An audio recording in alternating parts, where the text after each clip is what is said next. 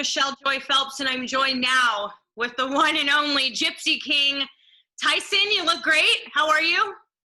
Thank you very much, Michelle. I'm doing well. I'm in lockdown central, Morecambe Bay. Doing very well, actually. Yeah. Monday evening here. Sun's been shining all day. It's been 26 degrees Celsius. Had a picnic with the family lakeside today. So I had a fantastic day. Great Monday.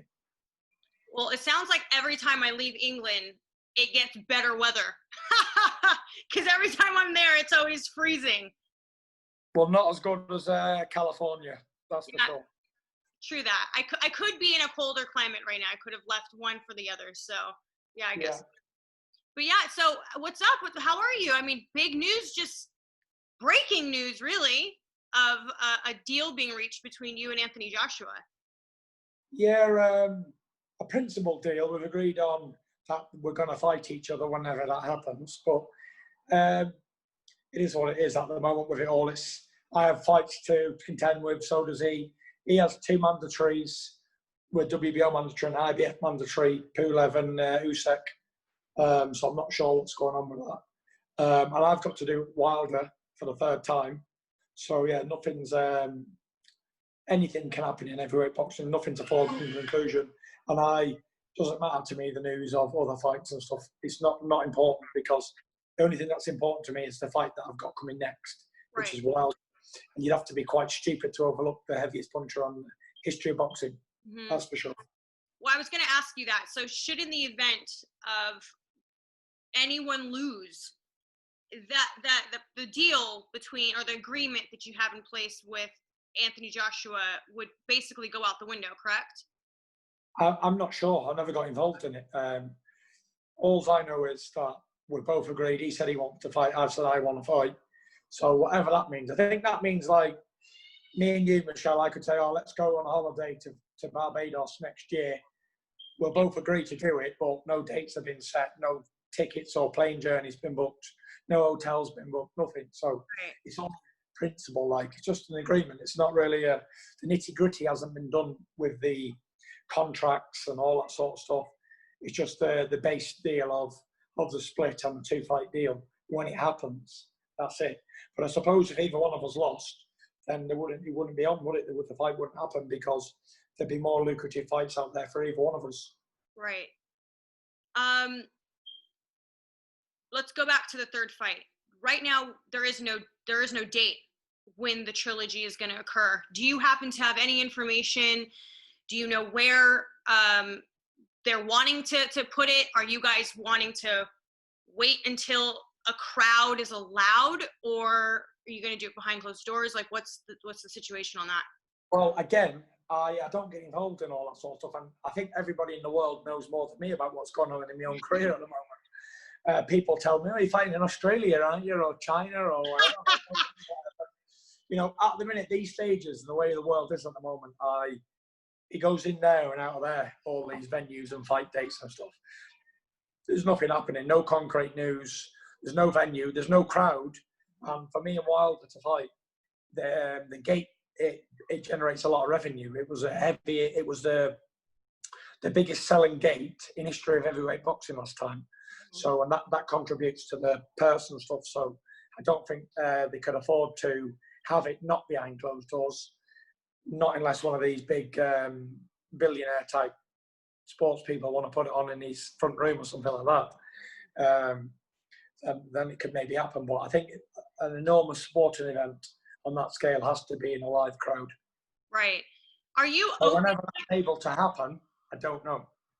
Are you open to the idea? Because obviously, you know, with the coronavirus, every week it seems like something new's coming out in terms of scientific studies proving one thing, now saying it's not as easily spreadable as they once believed it was, et cetera, et cetera. So we don't really know what 2 weeks, 3 weeks, 4 weeks will bring for us in terms of like science, right? So exactly, it's like how long's a piece of string, isn't it, with it all? Right. So how long are you guys willing to wait until it's in front of a large crowd? Because that could very well be, I don't know how it is there in the UK, but here in the US, that could very well be into next year. It could very well be. Into next year. Yeah, it could well be. We're only taking 1 week at a time over here to Yeah. see how things are going, but there's slowly shops and things are starting to open again. So I think the gyms are about to open next month or whatever, July sometime. So it's like, how long's a piece of string? Nobody really knows what will happen, because it's been 100 years ago since something like this has ever happened before. And it's like, at best, I think November, December, that's best ways. And if not, then it probably could drag into next year. So it's a problem, but where people are facing a lot worse problems, because people have died of this already, hundreds of thousands of them, and the people are dying every single day. I know it's like, it's been a dragging now thing on for 3 months and that, but 3 months, for 3 months every single day, a vast amount of people have died. So it's absolutely horrible what's happening in the times. So I think there's more important things to think about than whether or not I'm going to get to box again this year or not. So I'll just go in with the flow. It's like, if I box again, great. And if I don't, then it's not in my hands. I can't really do nothing about it. So what can I do? I'm not going to sit and mope around and cry about it. It is what it is. It's a world pandemic, and it's caused a lot of disaster. A lot of people have lost jobs and homes and everything, loved ones. So it's sporting events will have to wait. I've noticed that, you and Paris have sort of maintained this morning workout you guys are doing, really kind of keeping people not only inspired, but keeping them in shape. Was this something that you guys just sort of agreed to do? Like, hey, or did it kind of just fall into your lap where maybe she just joined you one day in doing a workout? It was just, we actually stopped it this morning. Done now. We've done, I think we've done 11 and a half weeks worth of lockdown. And I said, as soon as the lockdown opens up again, I'm going to stop with the videos, because I have to go back boxing training now. Yeah. Because that's taking one of my sessions up, which should be a boxing session, and it wasn't. It was a circuit workout. So yeah, I think we've done it just under 12 weeks every morning, and it was fantastic. We've done a lot of working out, inspired a lot of people, helped people get through their day in lockdown. But over here now, it's like, I live right near the ocean, so it's like a bit of a tourist place. And yesterday, you wouldn't think there was any pandemic going on. There was thousands of people here, flocked here. There wasn't a free parking space down the road. Traffic, people queuing up hundreds at a time for ice creams and coffee shops and things. So I think it's time that we stop with the lockdown workout videos, because lockdown seems to be finished. Yeah, hopefully, Lord willing. I know out here, everything's like gyms have just opened. I've been there every day since it's opened. It seems like people are really it's not that they're not concerned. It's just that people are really eager just to get back to feeling like things are a bit normal, even though it's not really quite normal. Yeah, but I'm not so sure, because there's still hundreds of people dying every day, even in this country, like hundreds of them. It's only a small country. So I'm not sure, like, if it was unsafe to go out 3 months ago, how is it not unsafe to go out and flock in crowds today? Yeah. People are still dying. There's no vaccine. There's no cure for this thing. So I'm not sure what's going on, to be honest. I don't know if it's good advice to mix or not. Yeah. But it wasn't. You couldn't mix with one person before. Now you can mix with families and 10 people gathered in one place, all that sort of stuff. So I'm not too sure what to believe, but it is what it is, and we can't really do much about it until it's cleared up and gone. I think there'll always be an imminent danger of threat of death as long as it's around. Yeah, I know. I find it's very challenging, because every day, like I said, every day or every week, it seems to be something new. It's not a consistent. Because it's a new virus, we don't really know what to expect. So I think initially they went worst case scenario. We're gonna, shut everything down. We don't know how dangerous and lethal this thing really is, and so better to be safe than sorry. But I don't know. I'm starting to believe that it isn't as easily transferable, because I don't know if you knew this, but I had the coronavirus. I was actually hospitalized in England for a while, and I was tested negative, but my antibodies test came back positive, which meant I had it. But at the time, remember, it was very fresh, and it was about 60% faulty tests, or the tests were 60% faulty. So that made sense. But what I'm trying to say is, my roommate, whom I was in close proximity to before we even really knew what was going on, she never got it, and no one else around me ever got it before I knew I had it. So it was sort of like, I don't know, I'm starting to believe the studies in terms of like, it's not as easily transferable on like surfaces, and if you're just standing next to somebody, it's like you really have to have like real contact. And I'm assuming like kissing somebody or something of that nature to kind of get it.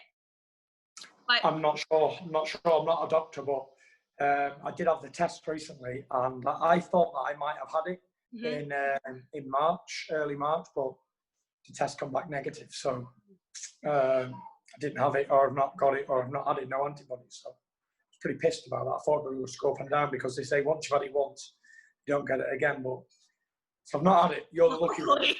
Hopefully that's the case. I mean, it would suck for it to be like the flu and you get it every year. That would really suck. Yeah, I think with viruses though, does a virus ever go? I know the cold sore virus, once you've got it, you never get rid of it. I don't know how this works. I have no idea how it works, but I do know that a test was done with over 400 people who were exposed to somebody who was asymptomatic, and every single person came back negative. So remember when initially it was about stay home, save lives, because if you had it, you didn't know if you could easily give it to somebody and not have any symptoms, and then give it to somebody who is has underlying health conditions, and then they could die. So now the study shows that you can't. It's not. In fact, they used the word rare.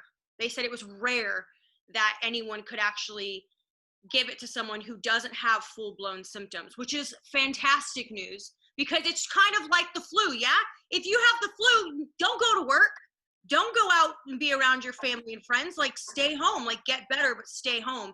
So hopefully as time goes, we'll start to see more and more about how it is that we are able to sort of interact with one another, and then not. I know, but the thing is though, is how did all them people die? New York, the funded, I don't know how many count is now, but over here it's saying it's past 80,000, 70,000 or something. Well, so if they can't catch it, how have these people caught it? I'll send you it was about 3 days ago. There was an actual report on the CDC's website, and it said that out of the 60-something thousand people who were believed to have had the virus, 55,000 of them actually had pneumonia or the flu, and only 11,000 and some had directly died from the coronavirus. So I'll send that to you. That's an actual recent post on the CDC website, I think about 3 or 4 days ago. So it's interesting. I think that initially when it's all occurring, again, they don't know. So I think people who just had symptoms were considered to be likely to have the coronavirus, but didn't actually have the coronavirus. I don't know. Well, I don't know. We're just seeing numbers constantly change. Either way. One thing is, I don't want to get it. I just want to stay healthy and stay alive for now anyway. Yeah. So anyway, what else is going on, Michelle?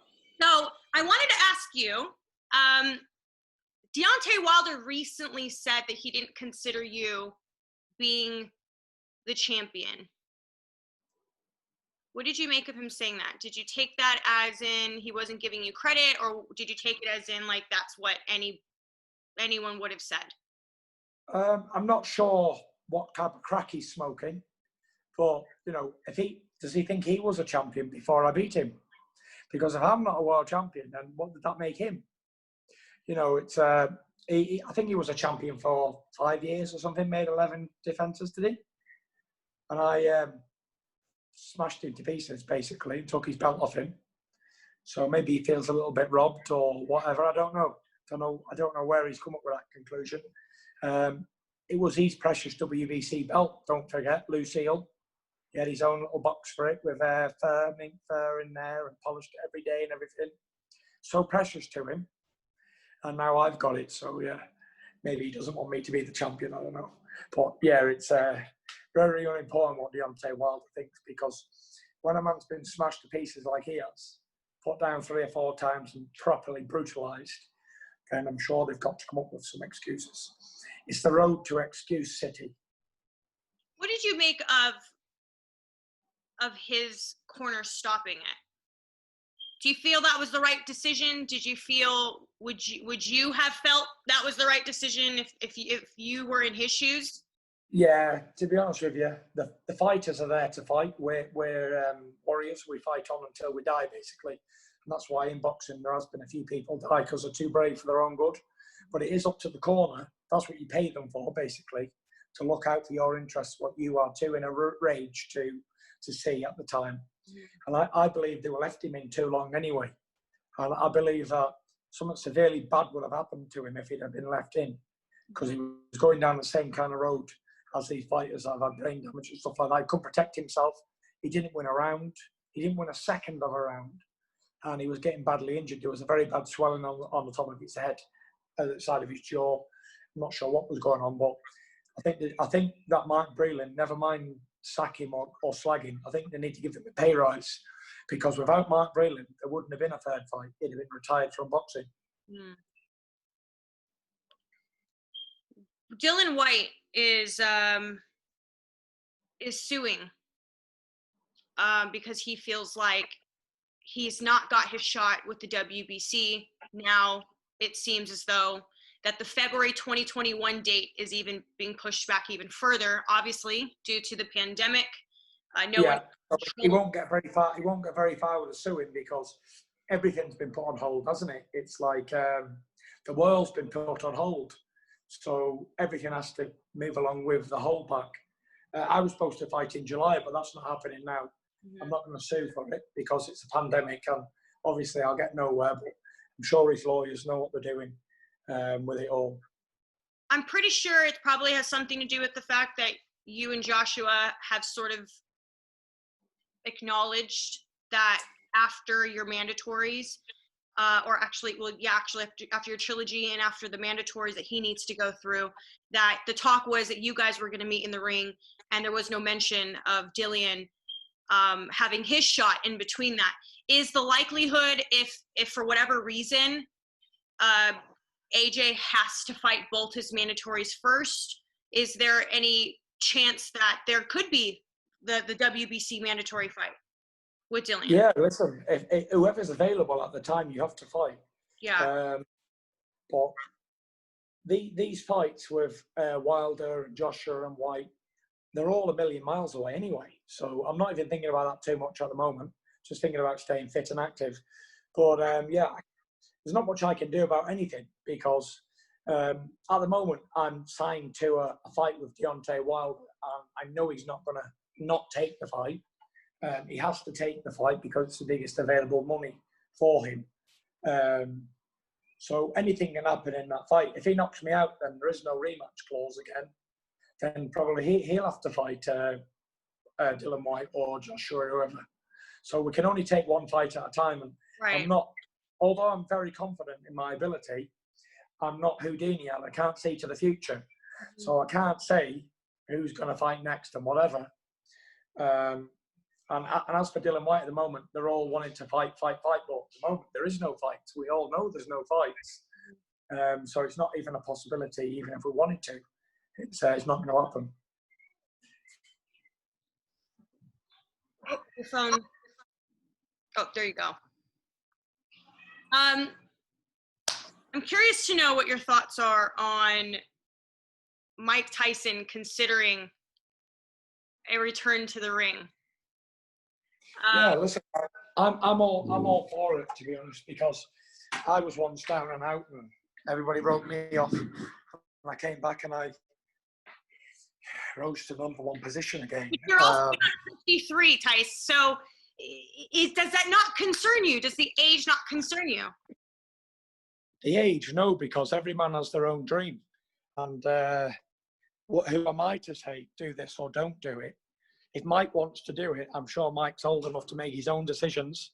And if the doctors and people at the Board of Control, whoever it is, the commission, if they're going to give him a license, then he obviously is fit and able to pass a test, like to say he's fit and able. Then who am I to say don't? You know, every man's got their own decisions to make in life, and you know, it's he's not coming back to regain the heavyweight championship of the world. He's coming back to have some exhibition fights. Well, so, I'm hearing that it might be bare knuckle boxing. Well, if it's bare knuckle boxing, it's bare knuckle boxing. I feel sorry for anyone who wants to get in a bare knuckle fight with Mike, though.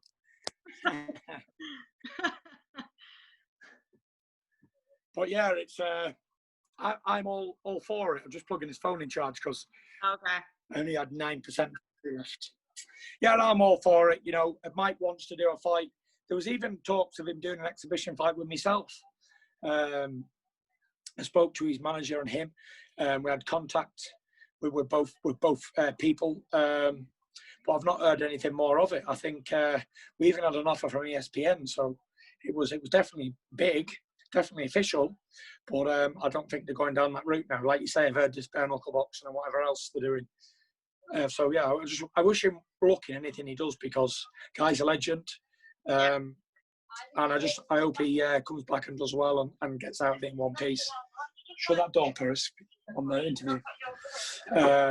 Yeah, I just hope he does well and that's it. Comes out and gets back to his family in one piece and enjoys it because I think that Mike still thinks and feels that he has more to offer, which he probably does.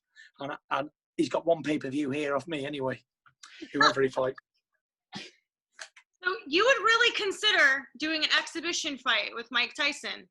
Yeah, of course. You know, I'm named after the guy. I think it'd be iconic. I think it'd be legendary. Tyson versus Tyson. The old versus the new. It'd be absolutely amazing, you know. You know, we can't change time. We can't turn the clock back. But we can deal with what we have today. And even I'd love to share the ring with Mike Tyson. It'd be an absolute honour. In an exhibition fight, have a move around. It'd be amazing. So Floyd Mayweather has the record for the highest grossing money fights. And he's also done the highest in pay-per-view sales. Do you ever feel that you can surpass his records? To be honest, records are for DJs. I had a good friend, Peter McDonough, and he always said that. He always said records are for DJs. And I think every person in the world has got to be happy with their share in their life and their career. It's no good me looking at somebody else's or somebody else is looking at mine. What's he earning? What's he earning? What's he earning? You've got to be happy with your percentage and be happy with who you are and what you're doing at that time. Mm-hmm. Because if you start looking at other people's records, like Floyd Mayweather pay-per-view records, and then why not look at somebody like Bill Gates, Warren Buffett? Why not look at Donald Trump? You know, where does it all end? How long is a piece of string? You know, records are up there to be beat, so someone will come along and beat them sometime. Even Usain Bolt's 100-meter sprint record, that will eventually be beaten by somebody else. So whether it's me or not really interested because I've got enough money where I can pay my bills and I'm quite secure doing what I'm doing. And a person only needs a certain amount of money in their life, you know. I believe personally, from personal experience, that money can't buy happiness. It can buy things to make you happy, but it can never buy happiness. And if you're not happy, all the money in the world's no good to you. Yeah. Happiness from within. Sometimes we think we want money, we want this, want that, want this, but when we have it, we realise it doesn't make me happy and it's not what I thought it would be. Right. So I'm not interested in the big money things and all that. It is what it is. Whatever gets paid, gets paid. Whatever we make, we make. We can't, like I said, we're not magic magicians. We can't put numbers there that's not there. It is what it is. We can only do our best and fight who's available, and whatever happens, happens, and put a good fight on and enjoy our careers and that. But the most important thing for me at the moment, and especially at my time in my career, is to enjoy what I'm doing and love what I'm doing. And at the moment, I am, and I'm really happy with where I am in my life and what I've achieved and what level I am now. So, you know, all these records and the big money men and all that, I'll leave that to people who care about it, because I will say this as well. Certain types of people, individuals, if it doesn't matter how much they make, but it's what they can do with it and how long they can keep hold of it for, and how if they do good things or bad things with it. You know, a lot of money can not also make you unhappy, but it can destruct your life. So yeah, if you look at Mike Tyson and Evander Holyfield, Mike probably made $1 billion in his career, and Holyfield $500 million or something. But they both blew it all, didn't they, and went through it. And 95% of these boxers all do the same throughout history. They all end up broke. So it doesn't really matter how much money you make. It's what you do when you've got it. Because it's not going to be there forever. And, you know, trying to keep up with the Kardashians when you're a sports person, it just isn't going to work. Because at the end of the day, career isn't a movie star, or you're not on telly or something, selling something or whatever, or acting on a commercial or whatever. It's you're getting your brains knocked out for money. And it comes to a point where it all has to end. It's not going to be sunshine and rainbows forever, and it will come to a halt. And then when it comes to a stop, what does the boxer do then? Well, if we look at the most successful boxers before us and see what they've done, not many of them have ever amounted to anything after boxing. George Foreman, probably most successful after boxing. He got that George Foreman grill, didn't he? I have one. I made $400 million on it. So, yeah, fair play to Big George. I believe Larry Holmes owns half of Eastern Pennsylvania. He invested his money wisely. Yeah. But as for careers after boxing, the best that a boxer could ever hope for is to be a commentary man or something like that, an analyst or a commentator. But me, after boxing, I will be a movie star and probably become a doctor. A doctor too, huh? Yeah, I'm gonna go and get a degree in psychology. Very interested in it, the way the mind works. Yeah. And having been through it all, I understand it a little bit more than I did before. So I'd like to go back to school and get a degree in psychology. That's actually really smart. That's a great decision. Not to make money on it, because I'm not interested in after boxing, but just for my own personal goals. Yeah. I believe when you stop setting goals, that's when you start going downhill. And I just want to keep moving them goalposts all the time and keep setting different targets and long-term and short-term goals. No, that's fantastic. That's something that I think everyone should do at some point in their lives, even if it's just a hobby, something you just want to learn. I think. Yeah, I started golfing again. It's been 10 years. So yeah, was a passion of mine, very big passion for a long time. And then when I turned professional, I haven't golfed in 10 years. So I'm just starting to get back into it now. And yeah, I'm looking forward to the world opening back up again so we can travel the world and go golfing on all the best golf courses in the world.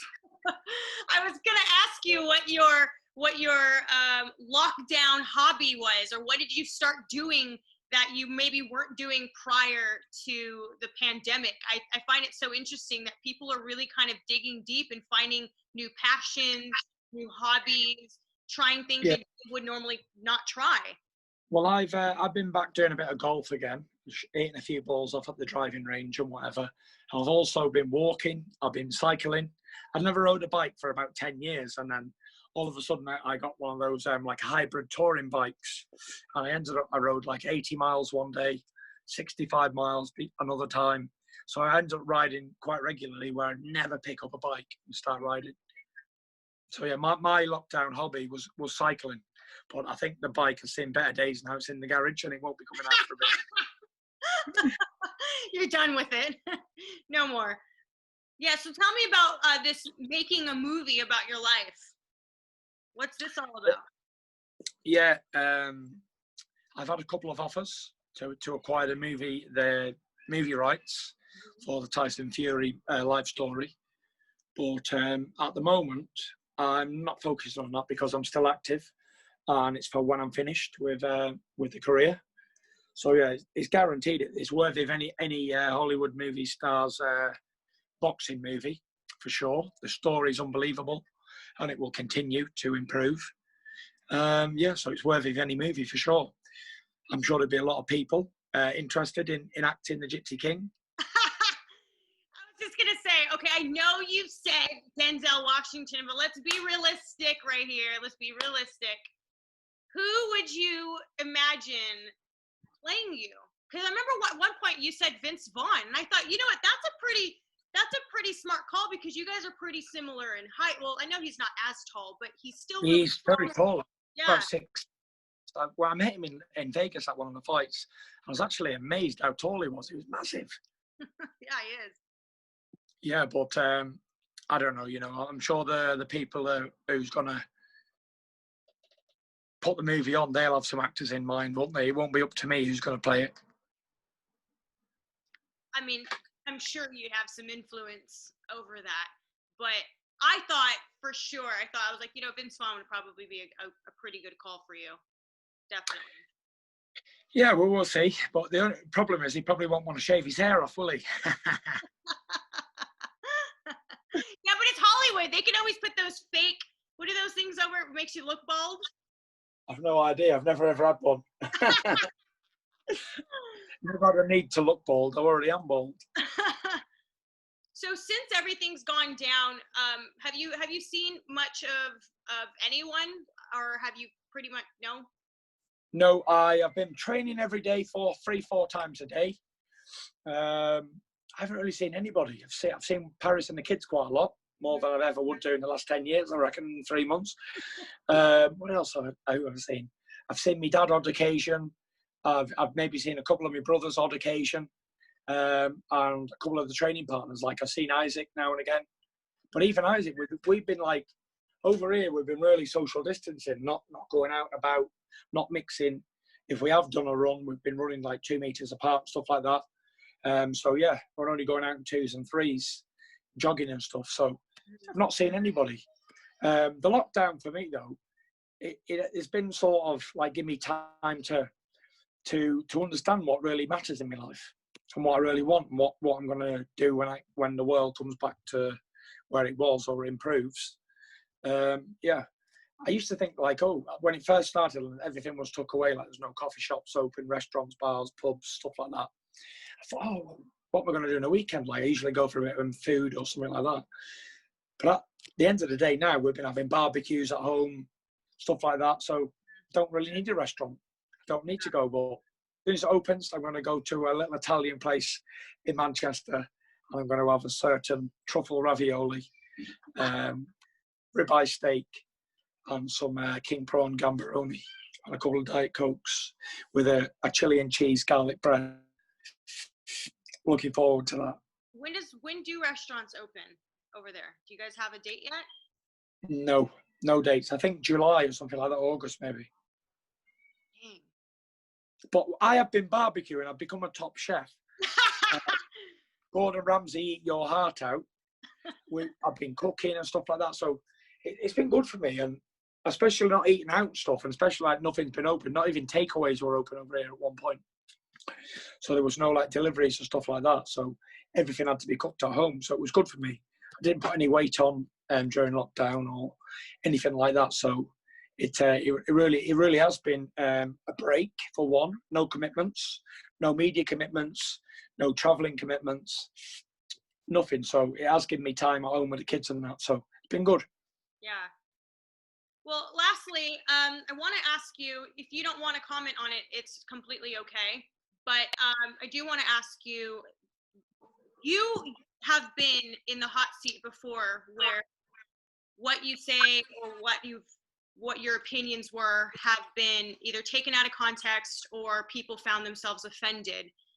Recently, Anthony Joshua found him in that very hot seat, and it's made people feel some type of way. Did you see the video? And if so, did you feel offended? I saw the video. And I just, what it is with it is I'm not one of those people who jump on bandwagons and try and jump on it. Like, I'm not one of those people who just something's trending, jump in on it. Right. I'm not a sheep. I don't follow the crowd. I sit away from the crowd. I'm a standalone wolf, standalone lion. So I don't just jump on something because, oh, it's in fashion to talk about that person or give that person stick because everybody else is, you know, or might get some social media likes if I post a certain video.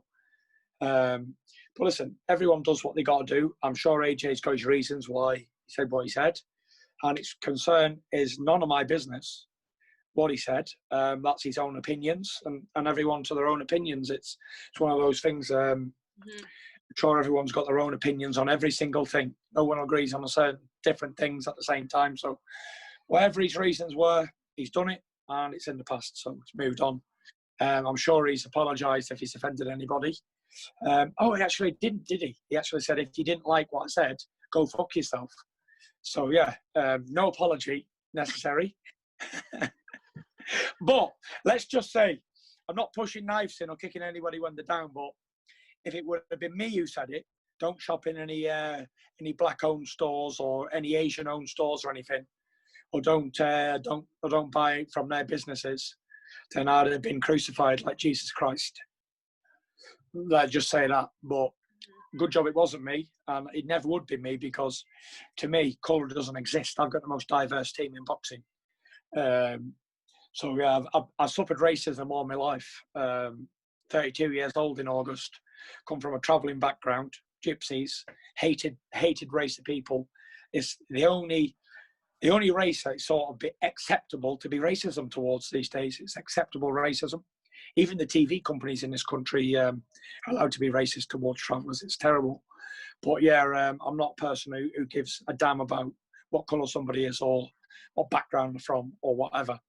Because to me, everyone's the same. It doesn't really matter. It is what it is.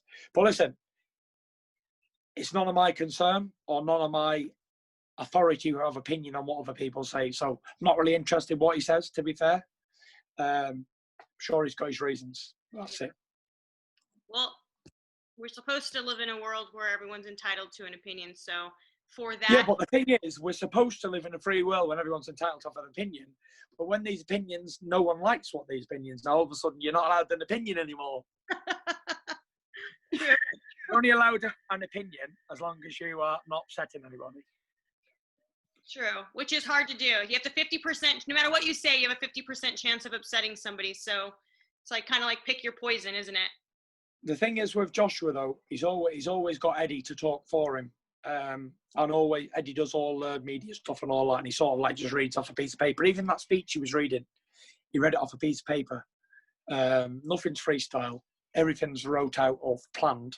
So during the lockdown, obviously Eddie wasn't with him when he'd done this, or else he'd give him a right kick up the rear end, because I think it's cost him a lot of pay-per-views, figures and stuff like that, and it's upset a lot of people because it's he's supposed to be the poster boy and the role model, the ambassador, and talks bullshit like that, but is what it is. Everyone to their own, none of my concern, to be fair. To each their own. Exactly. Well, thank you so much for... Always nice to see you, Michelle. You're looking well. Keep up the training.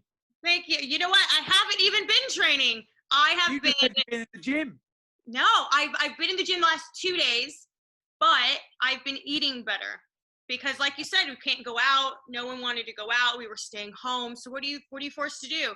Barbecue, grill, cook. Looking well. Whatever you're doing, keep it up, and I'll see you soon. God bless you. Thank you. And hopefully, Lord willing, we will see everyone back together again in group settings. Get the boxing family back together. Yeah, exactly. I know. I miss it. I know everyone else misses it.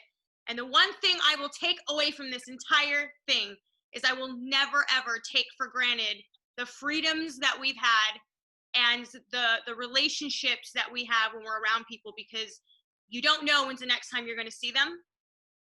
So this taught me something. I'm hoping everyone else walks away with something they've learned. And I'm sure they will. And hopefully the world will be a better place afterwards. Yeah. All the best, Michelle. Hey, Fight fans, it's Michelle Joy Phelps. If you haven't already subscribed to my YouTube channel, make sure you go ahead and do so by clicking this icon right here and hit the bell button so you can get notified every time we upload a new video. And we also have a free app available on iTunes and Google Play, so make sure you go and download that. Bye, Fight fans.